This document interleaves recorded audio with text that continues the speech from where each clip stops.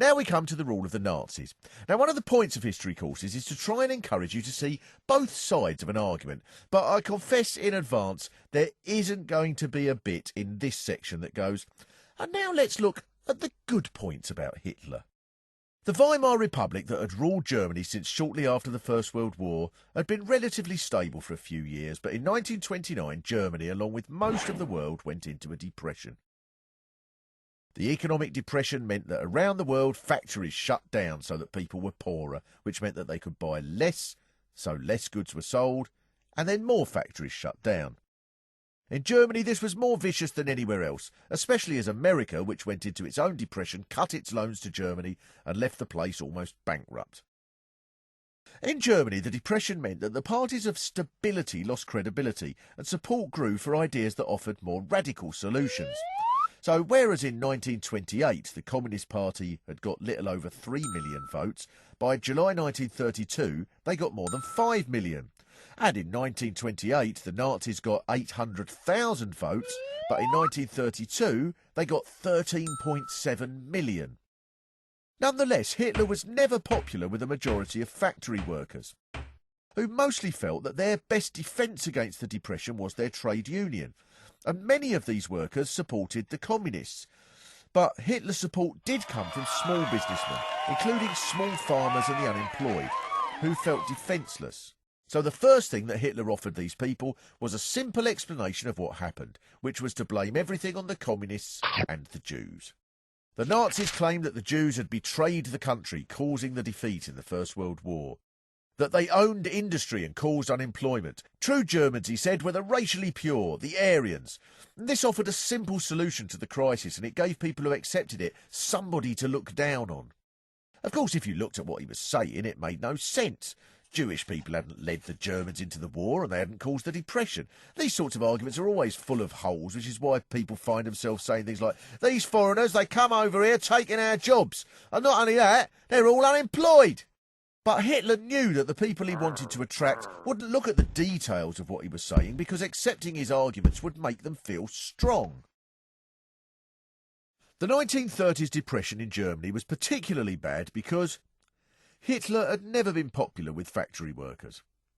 America recalled its loans. In July 1932, the Communist Party got more than 5 million votes.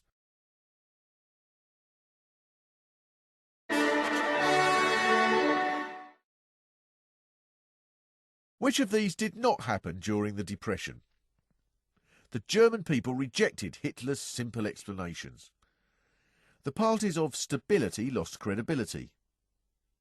The Nazis claimed that the Jews had betrayed the country.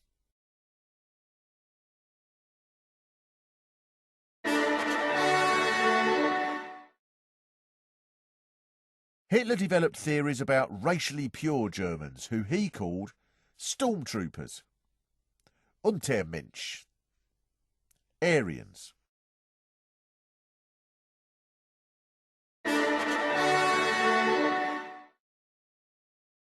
Hitler said he would build a revived Germany, which would include all the German-speaking people, as long as they weren't Jewish or black or communist or gay, of which they'd be a proud part. He organised mass rallies and a youth organisation that he humbly called the Hitler Youth.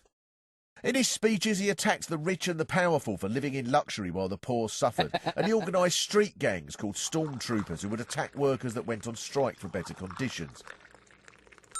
And the Nazis' tactics made it difficult for their opponents to suggest that there were flaws in his policies, because it can't be easy to point out to someone that Germans, like all European races, aren't pure, but are descended from a wide variety of different ethnic groups and cultures, when the person you're talking to is smashing you in the face with a paving stone.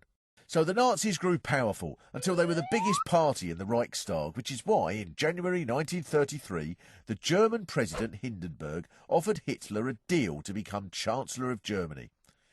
Hindenburg mistakenly thought he could control Hitler, which in hindsight was a tad optimistic.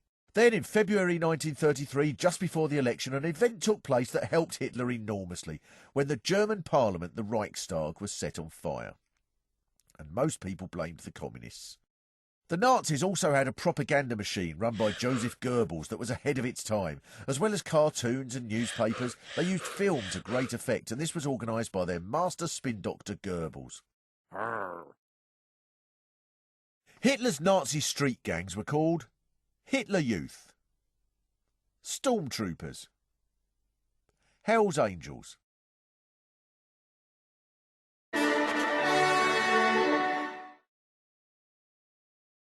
Who gave Hitler power in 1933? President Hindenburg. The Reichstag fire. Communists.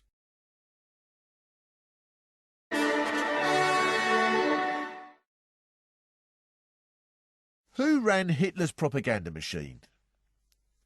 Goebbels, the Goebbels, Joseph Goebbels.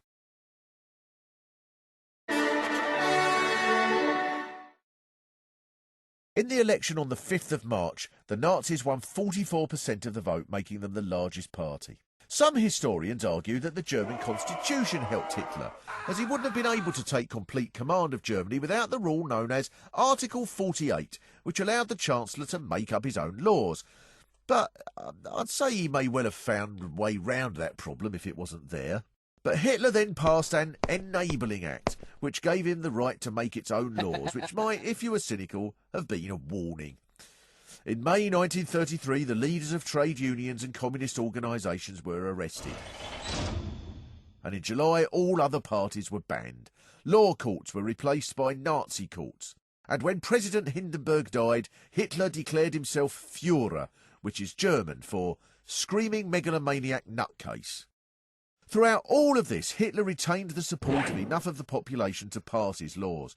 By rebuilding the army and preparing for war, he created a large number of jobs, and many German workers hoped one day to get the new people's car made by Volkswagen.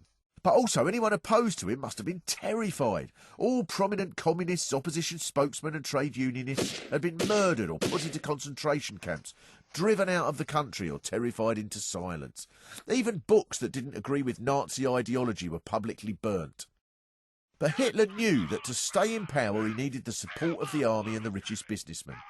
He'd won this by proving that he was the most reliable option for smashing the unions and the communists. Now, to maintain his support, in June 1934, he had 400 of his own supporters murdered for insisting that the Nazis should introduce policies that would distribute wealth from the rich to the poor. And this episode was called The Night of the Long Knives. From then on, the regime became more and more brutal. Loudspeakers were set up in public places, pumping out Nazi ideas, and informers were appointed in every area to report on who was grumbling. The press was censored, non-Nazi teachers were sacked, and women were moved out of the workforce as their role was officially stated as being concerned only with children, church, and the kitchen. But most gruesome of all was the actions towards Jews. They were officially labelled as subhuman, and all Jews in public jobs were sacked. In 1935, a law was passed that Jews couldn't marry non-Jews, and in 1938, Jewish children were banned from going to school. Kristallnacht in November 1938 was the night that the Nazi police went round the city smashing up Jewish businesses. But as the process of rearmament led to war, and war led to shortages and hardship, and eventually enormous suffering and then inevitable defeat, the Nazis had only one major plank of their ideas they could still offer their supporters. So their attacks on the Jews became more and more vicious. In 1939, the Jews were forced to live in ghettos. In 1941, Jews were forced to wear a yellow Star of David at all times. And in 1942, the Nazis decided on the final solution: the murder of every Jew in Europe in an industrial mass slaughter involving vast gas chambers for maximum efficiency. Perhaps the most horrifying part of all is that while anyone looking at this from the outside can see how barbaric it was, at the time it must have seemed normal, and it was those who spoke out against it that seemed like the mad ones. Nazi women were restricted to living in ghettos, children, church and kitchen, one child per family.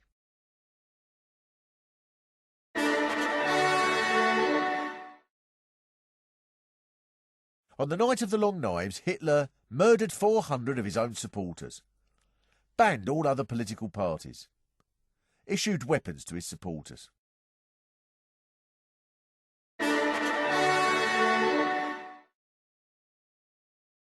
Kristallnacht, November 1938, was a law that Jews couldn't marry non-Jews. The murder of every Jew in Europe. The night that the Nazis went round smashing up Jewish businesses.